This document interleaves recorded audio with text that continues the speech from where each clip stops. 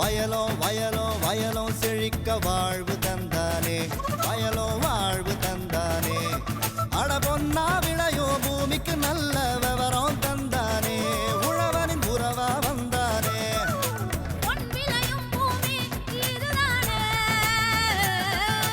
வயலோ வயலோ வயலோ செழிக்க வாழ்வு தந்தானே, வயலோ வாழ்வு தந்தானே. அட பொன்னா விளையோ பூமிக்கு நல்ல விவரம் தந்தானே, உழவனின் உறவா வந்தானே. தந்தன தந்தன தன தந்தானே, மண்வளம் பொங்கிட துணை வந்தானே. தந்தன தந்தன தன தந்தானே, மண்வளம் பொங்கிட துணை வந்தானே. மாத்தி யோசிச்சேங்க. தருமபுரி மாவட்டம் காரிமங்கலம் வட்டாரம் எலுமிச்சனஹள்ளி பசுமை குடில் கூட்டுறவு சங்கம் 2010ஆம் ஆண்டில் பசுமை குடில் தொழில்நுட்பத்தினை தோட்டக்கலைத்துறையின் வழிகாட்டுதலோடு துவக்கி இப்பகுதி வேளாண் பெருமக்கள் பயன்பெறும் வகையில் 20 விவசாயிகள் ஒன்றாக சேர்ந்து ஒரு சங்கத்தினை ஏற்படுத்தி அதன் மூலம் தாங்கள் உற்பத்தி செய்யும் பொருட்களுக்கு நல்ல சந்தை வாய்ப்பினை ஏற்படுத்துதல், அரசு மானியங்கள் பெறுதல், தொழில்நுட்பங்களை மற்ற பகுதி வேளாண் பெருமக்களுக்கு கொண்டு செல்லுதல் போன்ற பணிகளை செய்து வருகிறது. மேலும் இச்சங்க பணிகள் குறித்து தருமபுரி மாவட்டம் பாலக்கோடு தாலுகா ஹனுமந்தபுரத்தைச் சேர்ந்த விவசாயி எஸ் சாம்ராஜ் தரும் செய்தி.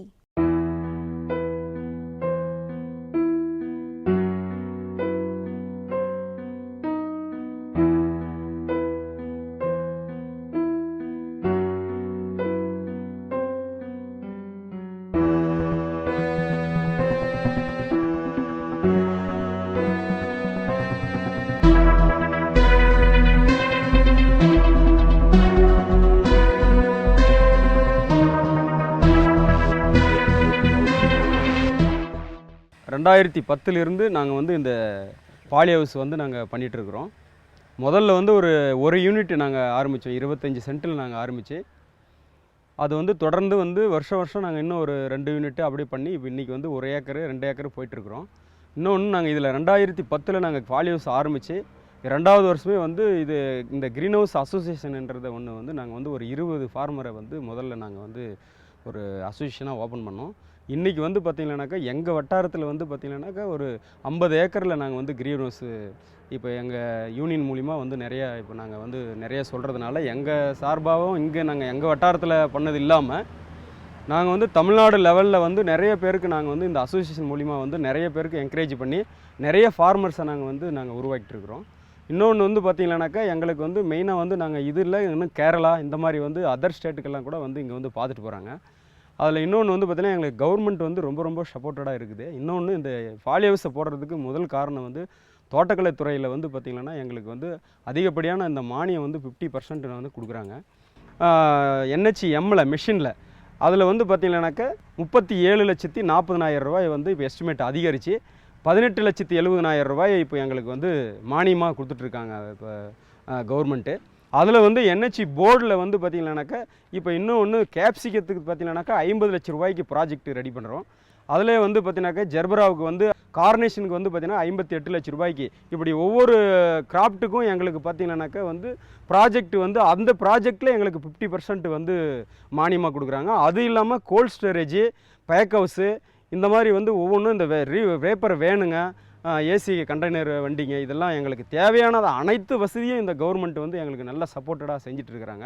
அதனால தான் நாங்கள் இந்த மாதிரி வந்து இந்த தோட்டக்கலை செய்கிறதுனால தான் நாங்கள் இந்த மாதிரி நாங்களால் டெவலப்மெண்ட் ஆக முடியுது. இதில் இன்னொன்று வந்து பார்த்திங்கன்னாக்கா பெரிய விஷயம், இந்த அசோசியேஷன் இருக்கிறது ஒன்று எங்களுக்கு மிகப்பெரிய விஷயமா இருக்குது. நாங்கள் வந்து இந்த விவசாய அடிபட்டு இருக்கிற ஒவ்வொரு காலகட்டத்தில் ஒரு வெஜிடபிளில் லட்சக்கணக்கான ரூபாயை வந்து நாங்கள் ஹேண்ட் பண்ணுறதுக்கு காரணம் வந்து மெயினாக வந்து கவர்மெண்ட் இந்த மானியம் கொடுத்து இந்த பாலி ஹவுஸ் போடுறதுக்கு ஒரு ஃபஸ்ட்டு காரணம். 2வது வந்து பார்த்திங்கன்னா இந்த மார்க்கெட்டிங் வந்து பையரை நாங்கள் பிடிச்சி வெளியில் ஒரு டன்னு வந்து நாங்கள் லாஸ்ட் இயர் நாங்கள் 2010 நாங்கள் ஆரம்பித்து இது பண்ணும்போது பார்த்திங்கன்னாக்கா 38 ரூபா கிலோவுக்கு நாங்கள் வந்து ஒரு கிலோவுக்கு கொடுத்துட்ருந்தோம். ஒரு ஏக்கரில் அன்றைக்கும் பார்த்திங்கன்னா இன்றைக்கும் 50லேருந்து 60 டன் நாங்கள் வந்து எடுக்கிறோம். இதில் வந்து ஏ கிரேடு வந்து 90%, பி கிரேடு வந்து 10% எடுத்துகிட்ருக்குறோம்.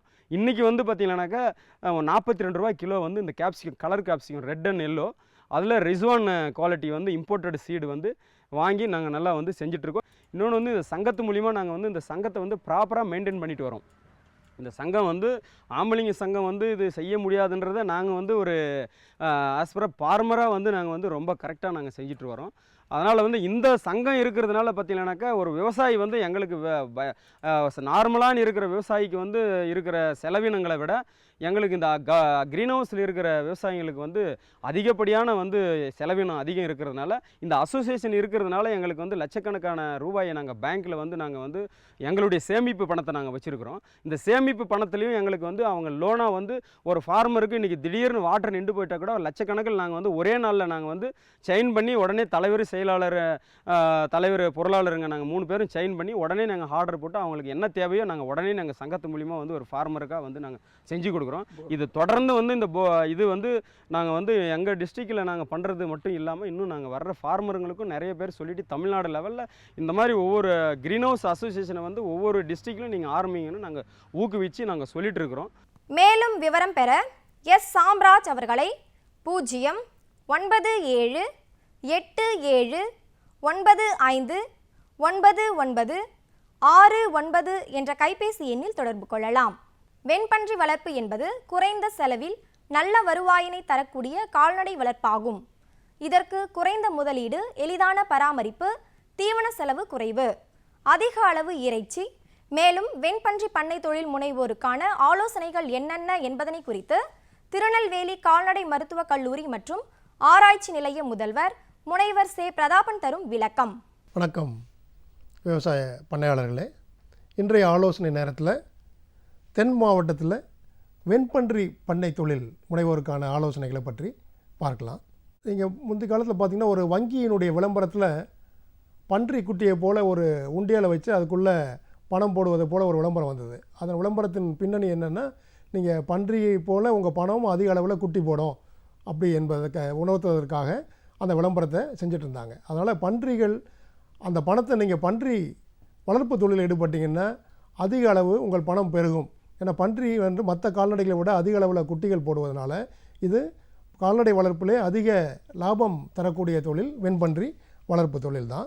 இதுக்கு காரணம் என்னென்னா, குறைந்த முதலீடு, எளிய பன்றிகளை பராமரிக்கும் முறை வந்து மிகவும் எளிது, சிறந்த தீவன மாற்றுத்திறன். பன்றிகள் வந்து அவை உண்ணும் உணவை அதிக அளவு இறைச்சியாக மாற்றுகின்றன. அதனால் அதிக இறைச்சி உற்பத்தி, குறுகிய சினைக்காலம், குட்டிகள் ஈனுவதற்குடியான சினைக்காலம் வந்து பன்றிகளில் ரொம்ப குறைவானது.